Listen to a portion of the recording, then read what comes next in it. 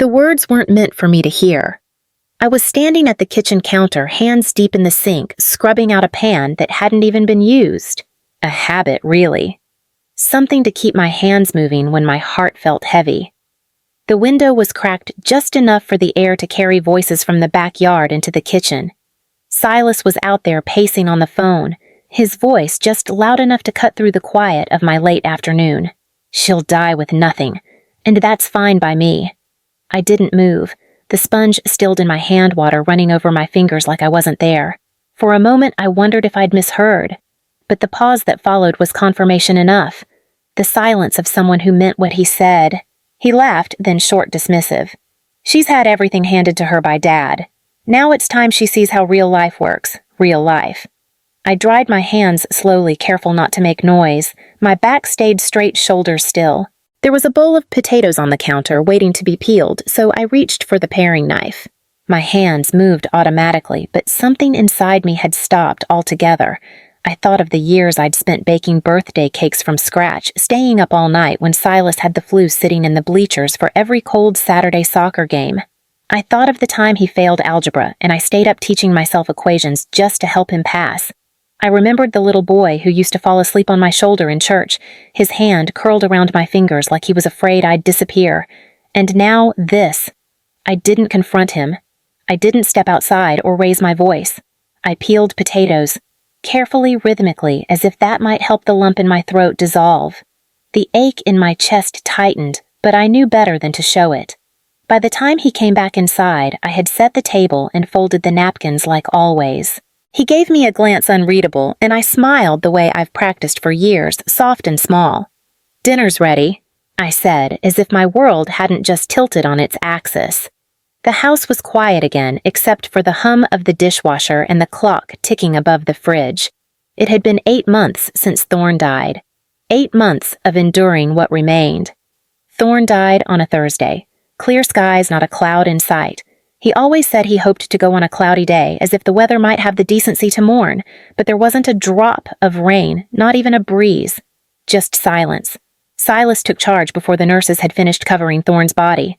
Within a day, the obituary was written, the cremation scheduled, the service arranged. I was asked only one question, whether I wanted the ashes in an urn or scattered. I said urn. Silas chose the marble one I couldn't afford. At the funeral, I sat between people I barely knew, surrounded by flowers Thorne would have called excessive. Silas gave a eulogy so polished it felt rehearsed. He never looked at me once. I brought a folded paper in my purse, a few words I'd scribbled the night before. I never read them. There was no moment for me. When I tried to stand, Marin touched my wrist lightly, smiling that tight, public smile of hers, and whispered, "Better to let Silas have this." So I sat, and let my silence bury Thorne with him. Afterward, Marin began clearing rooms. She started with Thorne's office, all his books, notes, medals boxed and stored before the week ended. "We need space for the baby," she said, though there was no baby, not even a plan for one. Then came the new curtains, the neutral paint, the glass coffee table that caught the morning sun in a way that made my eyes ache. They made it look like a home catalog, a placement for pictures, not people. My favorite chair vanished one day. No explanation. The walls became colder. I didn't ask questions. I knew better. At night, I'd sit in the garage where Thorne's scent still lingered faintly, motor oil and pine soap. I'd run my hands over his old flannel shirts still hanging in the corner. We hadn't spoken much in those final years, not deeply, not like before. He'd grown quiet after retirement, like something in him was winding down long before his body caught up. Sometimes I wondered if he saw what was happening, the way Silas treated me like furniture, the way Marin offered compliments with the sharpness of a knife. Maybe he noticed, maybe he didn't, but something told me he hadn't left without a plan. The call came on a Monday morning. The phone rang just as I was folding laundry, my hands deep in a basket of Thorne's old t-shirts I hadn't been able to give away. I almost didn't answer. The number was unfamiliar, and these days that usually meant someone trying to sell me something or offer condolences months too late. But something in me, an old reflex, maybe reached for it on the third ring. "Mrs. Whitlow," the voice asked, calm, female, measured in a way that made me stand straighter. "Yes?" "This is Evelyn Meyer," I'm an attorney with Mayor Lockley and Finch. I represented your husband." "My husband?" I repeated, unsure what part of my life she was referring to. "Thorn." "Yes, ma'am. I'd like to request a private meeting. There are some matters that require your attention. There must have been a mistake. I believe my son already handled everything." "The will, the estate," he said. Thorn left everything in his care. A pause. "Then Mr. Silas Whitlow did manage the probate filing, yes. But your husband left a secondary directive, one that was to be opened privately and only with you." The word sat between us, privately. I agreed to meet the next morning. Evelyn's office was in a small brick building across from the courthouse, tucked behind a cluster of dogwood trees that had just started blooming. She greeted me with a firm handshake and a kind smile, her gray hair pulled back in a no-nonsense knot, her voice the kind you could lean against. "We didn't waste time. Your husband left this for you," she said, sliding an envelope across the polished table. It was thick, sealed in wax, my name written in Thorn's distinct heavy cursive. "And there's more. A financial plan. A directive that gives you full access to certain accounts and assets, ones that were never mentioned in the public filing." I stared at the envelope. My fingers didn't move toward it. "I don't understand," I said. "Why wouldn't he tell me?" I think Evelyn said gently. "You'll understand once you read the letter." The room felt too quiet, the air too still. I touched the envelope like it might break. For the first time in months, I felt something stir beneath the weight I'd been carrying. That night, I waited until the house was quiet before I opened it. "Clara, if you're reading this, I've already failed in too many ways to count, but there's still one thing I can do right. That's how it began." His handwriting hadn't changed, blocky, deliberate, like he etched every letter with purpose. My hands trembled not from grief, but from the weight of something deeper, recognition maybe. A voice I hadn't heard in years finally speaking with clarity. "I know what's been happening in the house. I know how Silas speaks to you when he thinks no one's listening. I know Marin has made you feel like a tenant in your own home. I've watched it unfold one small indignity at a time. And I did nothing." I paused, blinking through tears I hadn't expected to come. Of course he knew. He always saw more than he said, but I'd convinced myself that his silence meant indifference. That maybe he agreed with them. I was wrong. I was afraid, Clara. Afraid of rocking the boat, of confronting a son who turned out more like me than I care to admit. I thought I had more time. I thought I could find the right moment to fix it. But that moment never came. So this is what I can do now. You'll find the enclosed documents grant you full ownership of the house in Vermont. Not the lake cabin, this is a real home. 4 bedrooms, garden view of the mountains. I bought it 2 years ago, just after my diagnosis. I furnished it quietly, had the land cleared, kept the taxes current. It's in your name alone. You'll also find the transfer of control over my remaining assets. There's $2.5 million in investment savings pensions. I made sure they weren't tied to Silas in any way. I watched how he changed over the years, how he began measuring worth in ownership, not in love. You deserve peace, Clara. You deserve a life that isn't built on someone else's terms. This isn't revenge, it's restoration. Forgive me for being late. Thorn, I didn't realize I was holding my breath until the letter slipped from my hands and landed softly on my lap. I picked it up again, read it twice, then a third time, trying to absorb the meaning behind every sentence. The sun was rising when I folded it carefully and set it back in the envelope. The next morning, Evelyn handed me a folder filled with evidence. The folder Evelyn handed me was heavier than it looked. She set it down gently, as if it might crack open something neither of us could close again. "He asked me to give you this only after you'd read the letter," she said, her voice careful. "He compiled everything himself. Said it was time someone told the truth."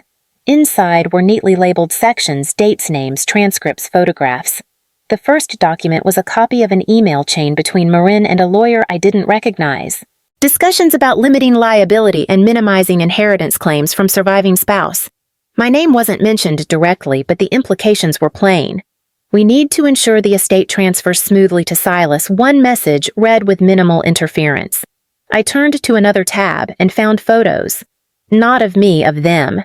Marin and Silas in restaurants with advisors, realtors, a man with slicked-back hair and a gold pen who appeared in multiple shots. Evelyn pointed him out. That's the guy they were trying to use to quietly liquidate the house. Thought they could sell it before probate finalized. There were voice recordings too, snippets of conversations in low, conspiratorial tones. One of Maureen saying, "She won't fight. She doesn't have the spine for it. She'll just fade out." Silas laughed. I listened without flinching. Somehow I'd already known. But then came the last file. A single audio clip labeled, "For Clara." I pressed play. His voice came through like it was carried across time. "I know you're holding a lot right now. I should have told you everything sooner. I should have stopped them when it started. But I let comfort win. I let fear win. And I saw what that did to you. I wasn't brave in life, Clara. This is my apology in full." He paused, audible breath, a rustle of paper. "You always believed in what was good, even when the good didn't believe in you. I failed you. So now I've put every piece of this in place. Not for justice, for clarity. So you never again question what you deserved. You deserved everything." I didn't cry. Not because I wasn't moved, but because something steadier had taken root. A kind of stillness that felt like strength. I closed the folder, smoothed its edge, and looked up at Evelyn. "I think it's time they heard the truth." I set the table for 3. Not 4. I didn't want it to feel like a family meal. I brewed the tea exactly the way Silas liked it, Earl Grey, with a splash of milk, and laid out the lemon scones Marin once complimented but had never touched. I wore the soft green sweater Thorne had always said made me look calm, even when I wasn't. When they arrived, Marin barely glanced at me. Silas muttered a quick, "Hey, Mom," and headed straight for the dining room, checking his phone before he even sat down. "You said this was important," Marin said, smoothing her skirt as she sat. "We've got a meeting after this." "It won't take long," I replied, pouring the tea with steady hands. I waited until everyone had a cup before I opened the folder on the table. I placed Thorne's letter beside it, unopened for their benefit, though I had nearly memorized it by now. The folder spread open like a quiet storm.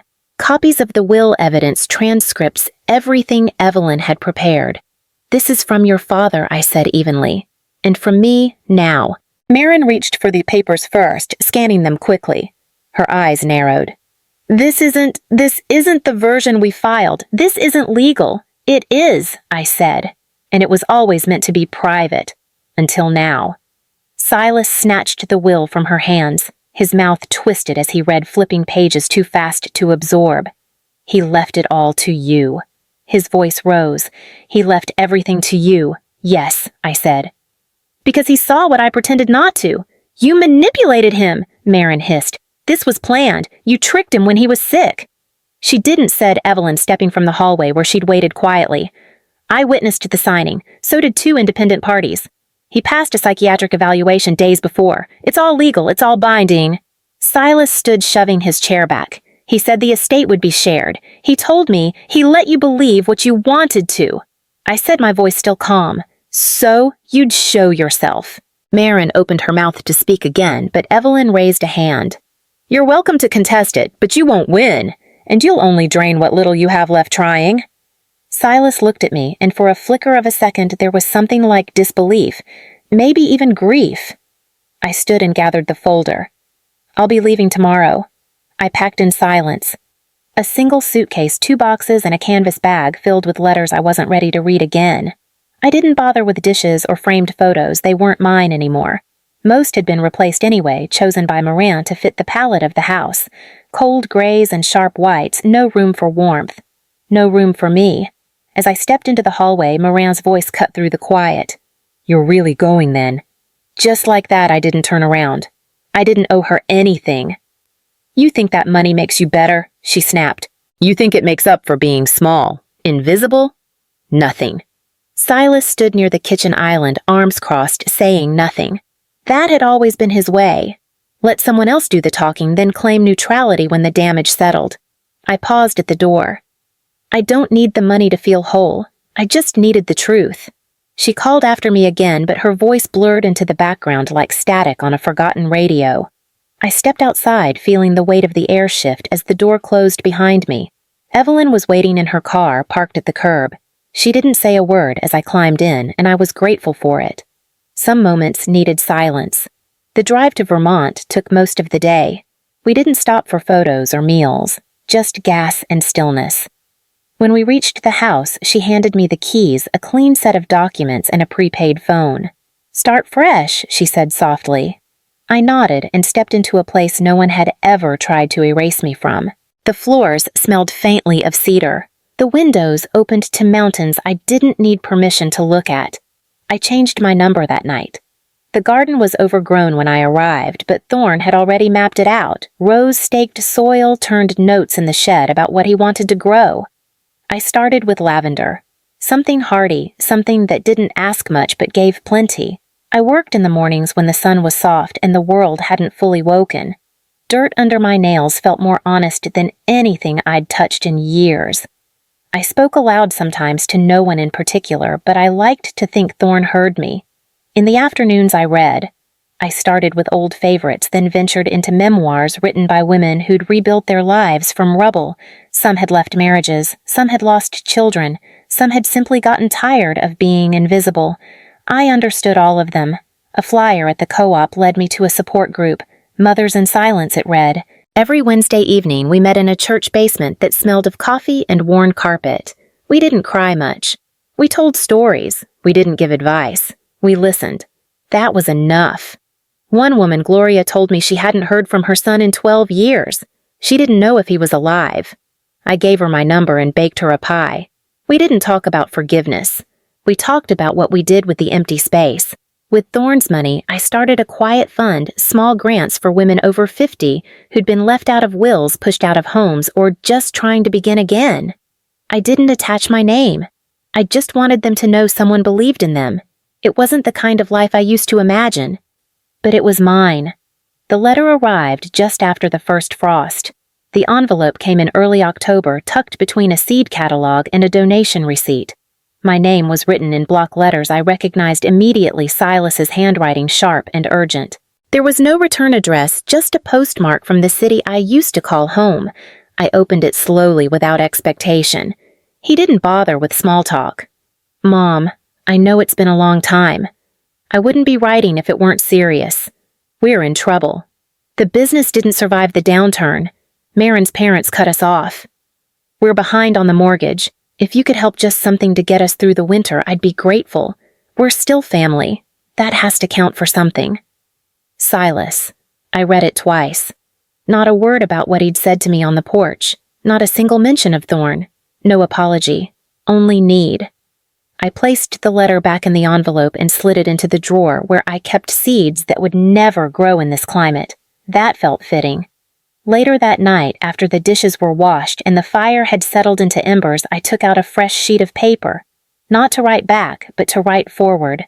"Clara, you stayed too long. You kept the peace at the cost of your voice. You let silence build walls around you. But you also survived. You endured what others wouldn't have.